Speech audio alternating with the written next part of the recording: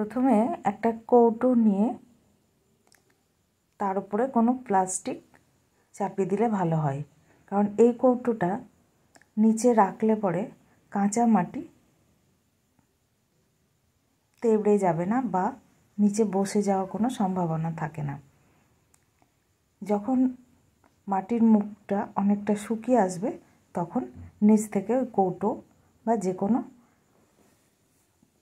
বাটি হলেও চলবে বা শক্ত কিছু রাখতে হবে। এরপর ধীরে ধীরে মাটি চাপিয়ে নিজের পছন্দের মূর্তির জন্য মুখ তৈরি করা হচ্ছে। আমি এখানে সরস্বতীর জন্য সরস্বতী মূর্তির জন্যেই মুখ তৈরি করছি। আপনারা চাইলে যে কোনো মূর্তির মুখ তৈরি করতে পারেন, তবে পদ্ধতিটা প্রায় একই রকম হবে।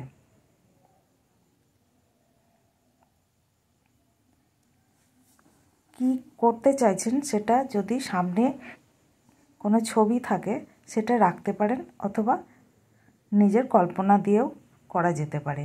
আমি এখানে কোনো ছবি রাখিনি, আমি আমার কল্পনা থেকেই করেছি। আপনারা ইচ্ছে করলে আপনাদের পছন্দের কোনো ছবি সামনে রেখে তারপর সেই মূর্তির নকল করে করতে পারেন।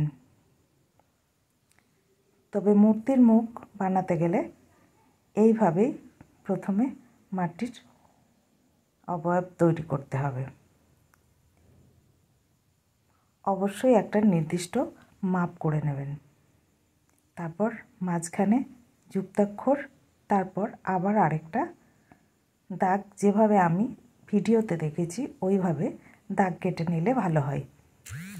দুই পাশে চোখ এঁকে নিচে একটা মুখের জন্য স্কেচ করে নিতে পারেন।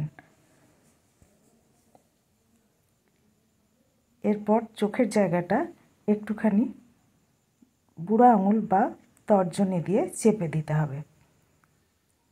তারপর আমি থুতনি বা ঠোঁটের আকার করার জন্য নিচের দিকে একটু আলাদাভাবে মাটি লাগিয়েছি। তবে মুখ তাড়াতাড়ি করার চেষ্টা করবেন না, যত সম্ভব খুব ধীরে ধীরে একটু একটু করে এগোতে হবে।